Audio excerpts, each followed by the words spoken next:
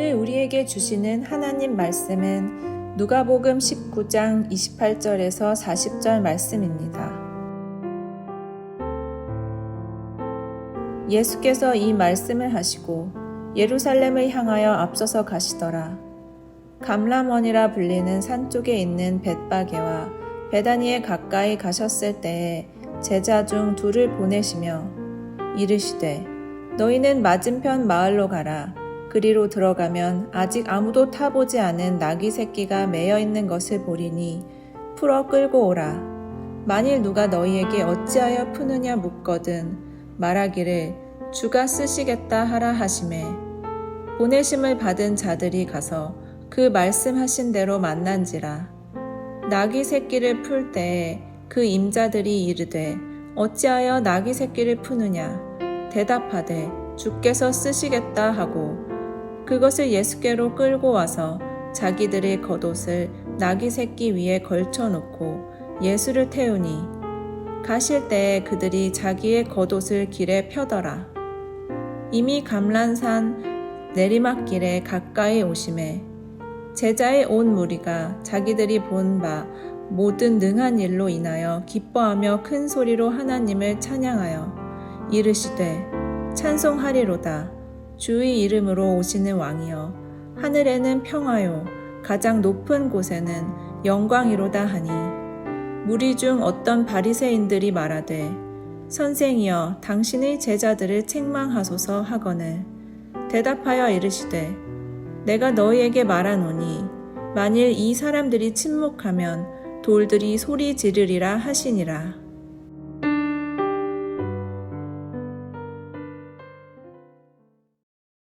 오늘 본문의 첫 절인 누가복음 19장 28절에 보면 예수께서 이 말씀을 하시고 예루살렘을 향하여 그 다음 보면 앞서서 가시더라 라고 되어 있습니다. 앞서서 가셨다. 예수님은 예루살렘을 향하여 가시는 목적이 십자가를 지시기 위해서입니다. 언제부터 이 예루살렘으로 출발을 하셨는가? 누가복음 9장에 보면 9장 51절에 예수께서 승천하실 기약이 참에 예루살렘을 향하여 올라가시기로 굳게 결심하셨다라고 되어 있습니다. 그러니까 누가복음 9장에서부터 예수님은 예루살렘으로 올라가시기로 굳게 결심하셨고 이 마지막 여행의 완성이 거의 다다르고 있었던 것입니다. 예수님은 이번 여행이 마지막 여행인 것을 잘 알고 계셨습니다. 그런데 누가복음 19장 28절에서 예수님께서 이 말씀을 하시고 예루살렘을 향해서 앞서서 가셨다라고 되어 있습니다. 이것은 매우 의도적인 표현입니다. 앞서서 가셨다. 마가복음에도 등장하는데 마가복음 10장 32절에 보면 예루살렘으로 올라가는 길에 예수께서 그들 앞에 서서 가시는데 그들이 놀라고 따르는 자들은 두려워하더라라고 되어 있습니다. 예수님께서 앞서서 가셨다. 마가복음도 또한 누가복음도 의도적으로 예수님이 무리 앞에 가신 것을 기록하고 있습니다. 이것을 통해서 성경이 우리에게 전달하려는 것은 예수님은 예루살렘에서 당신이 당할 모든 고통을 알고 계심에도 불구하고 앞서서 그 길을 가셨다라는 뜻입니다. 십자가에서 죽게 될 것을 알고 계셨고 그 일을 위하여 예루살렘으로 가실 것을 작정하시고 그리고 그 결과가 하늘 보좌를 버리는 것임을 아심에도 불구하고 주님은 그러한 현실을 회피하신 것이 아니라 그 현실을 뚫고 맨 앞에서 제자들을 이끌고 가셨다라고 되어 있는 것입니다. 우리도 우리가 가야 될 예루살렘에 있지 않겠습니까? 그런데 그 고난의 길을 우리 혼자 가는 것이 아니라 여러분 앞에 예수님께서 여러분을 인도하고 계시다라는 사실입니다. 보라, 세상 끝날까지 내가 너희와 함께하리라 라고 예수님은 약속하셨습니다. 예수 그리스도께서 앞에 서서 가시는 의미를 제자들은 사실 그때까지는 잘 몰랐을 것입니다. 그런데 이제 훗날 그들이 작은 예수가 되어 각자의 사명을 위해서 나아갈 때 그들은 늘 그들 앞서가셨던 예수 그리스도를 생각했을 것입니다. 홀로 가는 외로운 길이 아니라 주님이 나와 함께 하시는 길을 말입니다. 여러분의 인생길에도 혼자 가는 외로운 길인 것처럼 보이지만 그 길에 주님이 함께 하심을 늘 기억할 수 있게 되기를 바라겠습니다. 그리고 나도 그리스도와 같이 누군가의 앞에 서서 든든한 지도자가 되어야겠다라는 마음을 갖게 됩니다. 제자들이 예수님의 등을 보고 따랐던 것처럼 훗날 또 사도들도 맨 앞에 서서 등을 보이며 나아갔습니다. 스데반 집사님이 맨 앞에서 외로이 돌에 맞아 순교자가 되었지만 그 등을 바라보았던 사울 청년이 나중에 바울이 된 것처럼 말입니다. 앞서가는 누군가가 있어 주었기 때문에 그 뒤를 따르는 사람들은 일어날 수 있었고 앞에서 서는 그들 때문에 하나님의 역사는 이 땅에 오늘날과 같이 이루어질 수가 있었습니다. 우리는 앞서가신 예수님을 통해서 위로를 받을 뿐 아니라 또한 앞서가신 주님과 같이 나도 가야 함을 깨닫게 됩니다. 내가 몇 걸음 더 앞서 나아갈 때 우리 가족이 든든하게 따라올 수 있고 내가 몇 걸음 더 앞서서 헌신할 때 우리 교회 안의 공동체가 또 우리를 통해 도움을 얻고 용기를 얻고 따라갈 수 있는 것입니다. 앞에 서서 걸어가시는 예수님, 오늘 이 아침에 우리가 그 예수님의 외로운 어깨를 좀 헤아려 보면 좋겠습니다. 왜냐하면 그 어깨에서 우리의 어깨를 보기 때문입니다. 이제 십자가를 지시기 위해 예루살렘으로 들어가시는 내용을 본격적으로 보겠습니다. 29절입니다. 감람원이라 불리는 산 쪽에 있는 벳바게와 베다니에 가까이 가셨을 때에 제자 중 둘을 보내시며, 감람원이라 불리는 산 쪽에 있는 벳바게와 베다니에 가까이 가셨을 때 제자 둘을 보내셨습니다. 30절과 31절에 보면 이르시되 너희는 맞은편 마을로 가라. 그리로 들어가면 아직 아무도 타보지 않은 나귀 새끼가 매어 있는 것을 보리니 풀어 끌고 오라. 만일 누가 너희에게 어찌하여 푸느냐 묻거든 말하기를 주가 쓰시겠다 하라 하시매. 주가 쓰시겠다 하라 라고 말씀하셨습니다. 어떤 제자 두 명이 갔는지는 나와 있지 않지만 32절을 보면 보내심을 받은 자들이 가서 그 말씀하신 대로 만난지라 라고 되어 있습니다.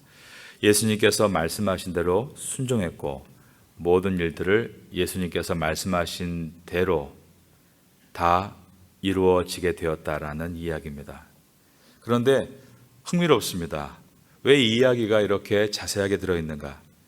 예수님이 그저 어린 나귀 새끼 하나를 타고 들어가셨다라고 하면 될 것을 굳이 제자들을 보내셨고 나귀 새끼를 만나게 하셨고 그 나귀를 풀려 하자 왜 푸느냐라고 질문이 있었고 주가 쓰시겠다고 하셨다라고 하자 가져가라라고 허락했다는 이 내용이 왜 여기 이렇게 세밀하게 기록이 되어 있는가?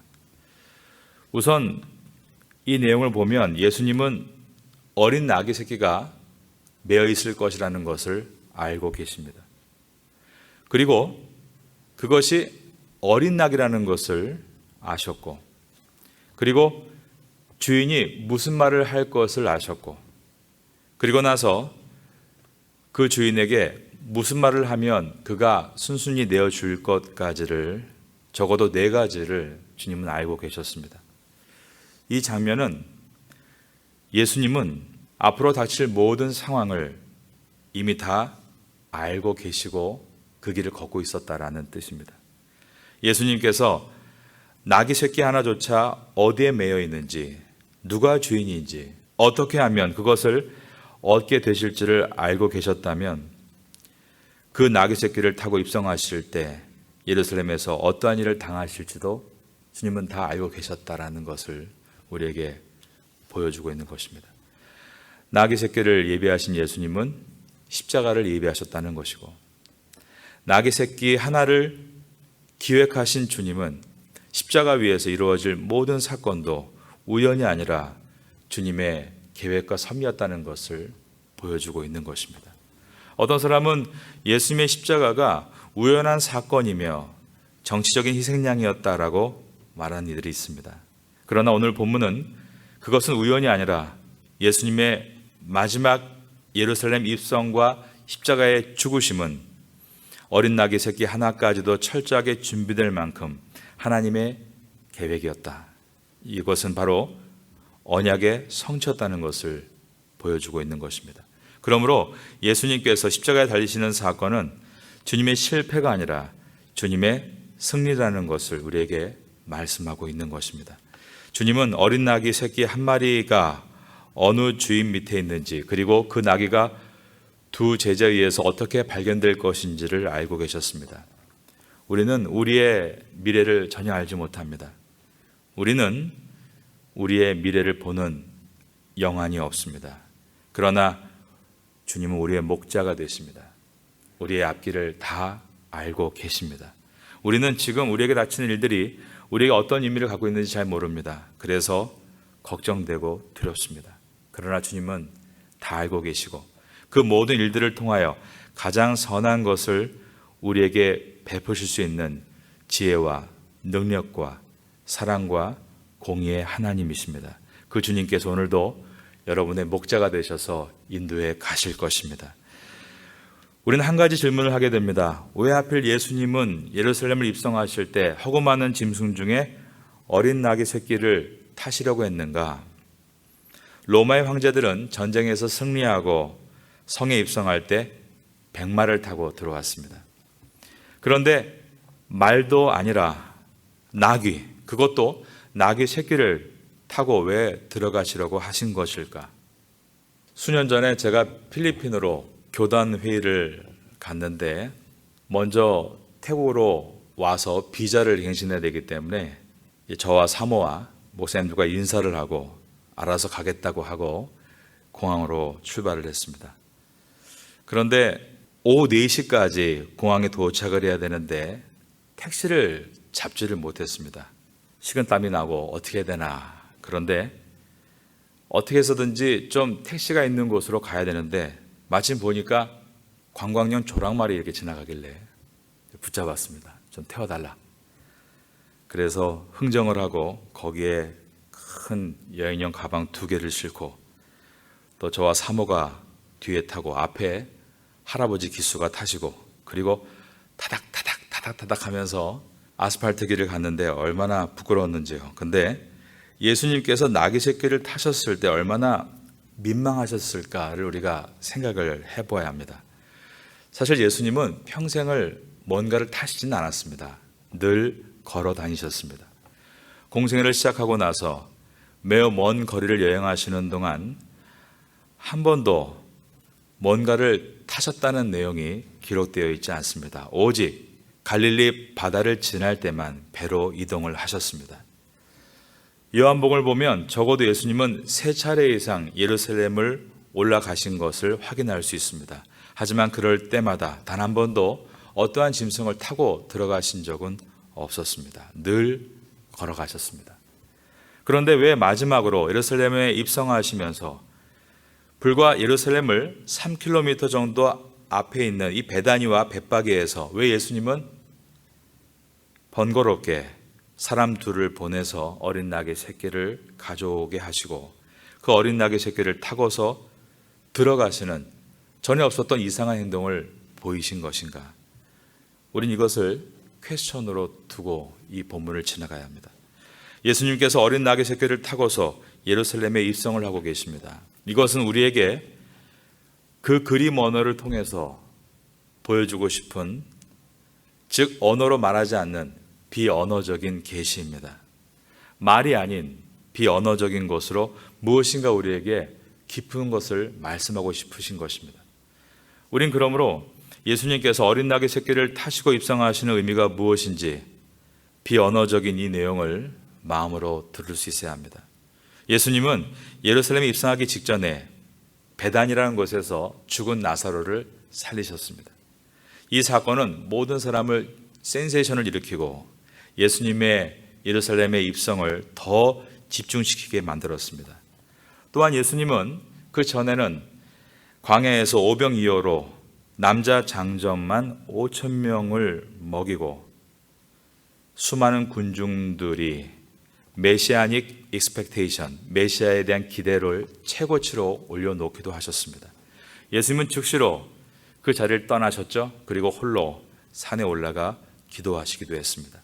이처럼 사람들은 메시아에 대한 기대, 메시아닉 익스펙테이션을 최고치로 뜨겁게 달아올리면서 열렬하게 주님을 맞을 준비를 하고 있었습니다. 예수님의 예루살렘 입성의 장면이 마태복음 21장 10절에도 기록되어 있는데 거기에 보면 예수님이 예루살렘에 들어가실 때 온 성이 진동하였다라고 되어 있습니다. 성경 원어로 세이오라는 단어를 사용했는데 이것은 마태복음에서 마지막 27장 51절에서 예수님께서 운명하셨을 때 지진이 나서 땅의 지축이 흔들렸다. 그 단어가 세이오라는 단어였습니다. 그러므로 예수님이 입성하실 때 사람들의 열광과 환호가 마치 지진이 난 것처럼 온 땅을 흔들었다 할 정도의 열기를 마태복음은 보여준 것입니다. 그런데 이 장면을 오늘 병행 본문인 이 누가복음에서 예수님은 어린 나귀 새끼 하나를 타고 예루살렘을 향해 들어가고 계신 것이었습니다. 그때 이스라엘 백성들이 어떤 행동을 취했는가를 한번 보겠습니다. 36절에 보면 가실 때에 그들이 자기의 겉옷을 길에 펴더라. 이미 감람산 내리막길에 가까이 오심에 제자의 온 무리가 자기들이 본 바 모든 능한 일로 인하여 기뻐하며 큰 소리로 하나님을 찬양하여라고 되어 있습니다. 사실 이들이 이렇게 예수님을 열광하는 것은 옛날에도 있었던 사건을 재현하고 있는 것입니다. 과거에 주전 165년에 그리스가 이스라엘을 점령하고 있었을 때 유대인 가문 중에 마카비란 가문이 봉기를 일으켜서 그리스 군대를 몰아내고 승리를 거뒀던 일이 있습니다. 이 승전을 기념하기 위해 마카비 가문이 예루살렘 성을 입성할 때 유대인들은 열렬히 환영하면서 종려나무 가지를 흔들었던 일이 있습니다. 그리고 이 마카비 가문이 하스모니아 왕조를 세웁니다. 지금 예수님이 예루살렘에 입성하실 때 유대인들이 종려나무 가지를 흔들고 바닥에 자기의 옷을 깔고 열렬히 환호하는 것은 그때로부터 한 200여 년 전에 있었던 주전 165년에 마카비 가문이 입성할 때 했던 장면을 그대로 재현하고 있는 것입니다. 그때 그리스 군대를 몰아냈던 것처럼 이번에 우리의 고통을 헤아려주고 로마 군대를 몰아내 달라. 그들이 원하는 것은 이와 같은 정치적인 왕 그리고 군사적인 왕을 원하고 있었던 것입니다. 이제 우리나라도 대선을 준비하면서 많은 사람들이 정치 대통령, 군사 대통령, 자기들이 원하는 대통령을 뽑고 싶은 그 마음이 그 당시에도 그대로 재현되고 있었습니다. 예수님은 충분히 그러할 분이라고 사람들은 믿었습니다. 귀신을 쫓아내시고 중풍병자를 일으키시고 소경된 자를 고치시고 혈류병자를 고치시고 오병이어의 기적을 통해 수천 명을 먹이시고 심지어 방금 전에 죽었던 나사로까지 살리신 분 아닙니까? 그래서 예루살렘에서 기다리는 그 모든 군중들은 그러한 우리를 경제적으로 정치적으로 모든 삶에서 해방시켜줄 메시아로 그분을 기다리고 있었습니다. 바로 그때였습니다. 예수님은 예루살렘을 입성하실 때 어린 나귀 하나를 준비하라 하셨고 그 나귀를 타고 들어가셨던 것입니다. 과거에 예루살렘을 입성했던 또 한 명의 왕이 있었습니다. 우리가 알고 있는 그리스의 알렉산더 대왕입니다. 그는 흰 말을 타고 예루살렘에 입성할 때 그의 목적은 예루살렘을 짓밟고 지배하기 위해서였습니다. 그러면 예수님께서 보여주시는 장면은 분명합니다. 주님은 영혼을 짓밟고 통치하려고 들어가시는 것이 아니라 그들을 위해 죽으시고 구원하시기 위해 들어가시는 것이다. 바로 이것이 나귀를 타고 들어가시는 목적입니다. 스가랴서 9장 9절에 이미 이 내용이 예언되어 있었습니다. 시온에 따라 크게 기뻐할지어다. 예루살렘에 따라 즐거이 부를지어다. 보라, 내 왕이 내게 임하시나니 그는 공의로우시며 구원을 베푸시며 겸손하여서 나귀를 타시니 나귀의 작은 것 곧 나귀 새끼니라 라고 예언되어 있습니다.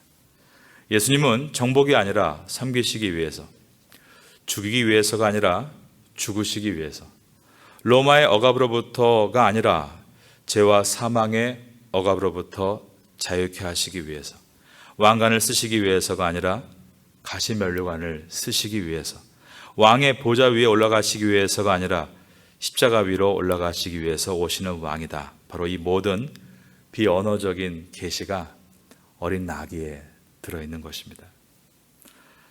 여러분은 예수님을 누구라고 생각하십니까? 여러분은 어떤 왕을 기다리고 있습니까? 이 새벽에 여러분이 만나고 싶은 왕은 어떤 왕입니까? 그날 그 고조된 열기 가운데 왕을 기다리는 군중들은 어린 나귀를 타고 오는 예수님을 바라보고 있습니다. 우리가 열렬하게 환영하는 것도 물론 중요합니다. 우리 안에 열정이 있어야 합니다. 정말 그날 그 뜨거운 때앞에서 예수님의 입성을 기다리며 옷을 준비하고 종려나무를 꺾어왔던 그들과 같이 말입니다. 그러나 더 중요한 것은 내가 그토록 열렬히 환영하는 예수님이 어떤 분이신가를 아는 일에 있습니다. 우린 정말 어떤 주님을 바라보고 열광하고 있는가? 우리가 사랑하고 원하고 있는 주님은 어떤 주님인가? 내가 바라고 있는 주님을 오늘 본문을 통해서 돌아봐야 합니다. 예수님을 통해서 뭔가 나의 만족을 얻으려고 하는 것, 그날 모든 군중들은 그렇게 예수님을 기다리고 있었습니다. 무리들이 환호할 때 바리새인들은 예수님께 다음과 같은 말을 합니다. 39절입니다. 무리 중 어떤 바리새인들이 말하되 선생이여 당신의 제자들을 책망하소서 하거늘. 이때 예수님은 대답하실 때 내가 너희에게 말하노니 만일 이 사람들이 침묵하면 돌들이 소리 지르리라. 40절입니다. 대답하여 이르시되 내가 너희에게 말하노니 만일 이 사람들이 침묵하면 돌들이 소리 지르리라 하시니라. 바리새인들이 이렇게 질문하고 있는 이유는 시기에서입니다. 하지만 성경이 보여주고 있는 이유는 그 무리의 열광이 얼마나 헛된 일인가를 보여줍니다. 바리새인들은 너무나 헛된 일에 시기하고 있고 그것으로 인해서 우리의 미래가 어떻게 될까 불안해하고 있고 두려워하고 있습니다. 그런데 이것이 너무나 우스운 일이라는 것입니다. 우리가 예수님을 따르면서 무엇 때문에 두려워하고 있고 무엇 때문에 걱정하고 있고 무엇과 경쟁하고 있는가? 세상에서 우리가 어떤 일을 한다고 하면서 내가 붙는 예수에 대해서 나는 어떤 마음을 가지고 있고 오늘도 무엇 때문에 열심히 살고 있고 무엇을 걱정하고 있고 고민하고 있는가? 세상의 헛된 것에 사람들이 환호하는데 내가 거기에 편승돼서 함께 걱정하고 두려워하고 살고 있는 것은 아닌가? 이 바리새인의 모습이 혹시 우리의 모습이 아닌가를 돌아보게 됩니다. 대답하여 이르시되 내가 너희에게 말하노니 만일 이 사람들이 침묵하면 돌들이 소리 지르리라 하시니라. 돌은 움직이지 못하는 무생물입니다. 그런데 움직이지 못하는 무생물이 차라리 바리새인이 너희보다 더 믿음으로 반응한다라고 말씀하셨습니다. 주님은 이 바리새인들의 무감각과 무지에 대해서 탄식을 하고 계신 것입니다. 여러분, 우리는 주님에 대해서 어떤 반응을 하고 있습니까? 인생은 자아 실현을 위해서 여행하는 여행이 아닙니다. 인생은 그리스도와 함께 십자가의 길을 걸어가는 것입니다. 오늘 이 본문에 나와 있는 나귀를 보면 나귀 속에서도 중요한 메시지를 발견하게 됩니다. 우선 아무도 태워보지 않았던 어린 나귀라고 되어 있는 것입니다. 이 뜻은 깨끗해야 한다라는 뜻으로 와닿습니다. 금그릇도 중요합니다. 은그릇도 중요합니다. 그러나 그 안에 오물이 묻어 있으면 어떻게 음식을 담아내겠습니까? 깨끗해야 쓰임 받는다는 것입니다. 두 번째, 매어 있었다라고 되어 있습니다. 매어 있는 나귀 새끼를 가지고 오라. 우리는 그리스도의 사랑에 매여 있는 성도입니다. 우린 분명 그리스도 안에서 자유함을 얻었습니다. 그러나 여러분 기억할 것이 있습니다. 진정한 자유는 내가 내 자유를 주님께 드리는 데서부터 시작이 된다는 것입니다. 이것이 무슨 뜻인가 하면 그리스도 안에서 우리가 모든 것을 자유함을 얻을 수 있지만 그 자유가 비전도 없이 소망도 없이 통제되지 않는 자유이면 그 자유는 우리를 결코 주님과 동행하지 못하게 할 것입니다. 그래서 나의 자유는 그리스도 안에 매여 있을 때 참 자유입니다. 오늘도 그리스도 안에서 참 자유를 얻게 되시기를 주님의 이름으로 축원합니다. 우리가 예배의 자리에 이 아침에 매여 있다고 하지만 매여 있는 것이 아니죠. 이 예배를 통해서 참 자유를 맛볼 수 있게 되는 것입니다. 우리가 기도에 매여 있다고 하죠. 그러나 매여 있는 것이 아니라 그 기도를 통해 내가 얼마나 자유하게 되는가를 기도해 보신 분들은 경험하게 되는 것입니다. 어린 나귀의 새끼도 이렇게 오늘 본문에 보면 귀하게 쓰임받고 있습니다. 말 못하는 어린 나귀도 이렇게 쓰임받고 있습니다. 그러면 우리는 얼마나 귀하게 쓰임받을 수 있습니까? 우리는 말 못하는 나귀가 아니라 입을 갖고 있는 하나님의 종들입니다. 우리는 언어적인 계시로도 쓰임받을 수 있습니다. 입을 열어서 주를 높이고 감사하고 예수님을 전할 수 있는 우리 입술이 되면 좋겠습니다. 나의 변화된 삶은 가장 큰 전도입니다. 우리의 삶이 내가 섬기는 왕이 누구인지를 매일 보여준다면 그것만큼 강력한 복음도 없을 것입니다. 우리 오늘 이 본문을 통해서 그리스도께서 묵묵히 십자가를 향해 걸어가셨을 때 그 영향력이 2000년이 지난 지금까지 있다는 것을 기억하고 우리도 묵묵히 우리가 받은 사명을 가지고 이 태국 땅에서 걸어갈 때 지금은 눈에 보이는 것이 아무것도 없어 보여도 반드시 훗날에 엄청난 은혜로 돌아올 것을 기억하고 그 하루를 살아갈 수 있는 우리가 될 수 있기를 예수님의 이름으로 축원합니다.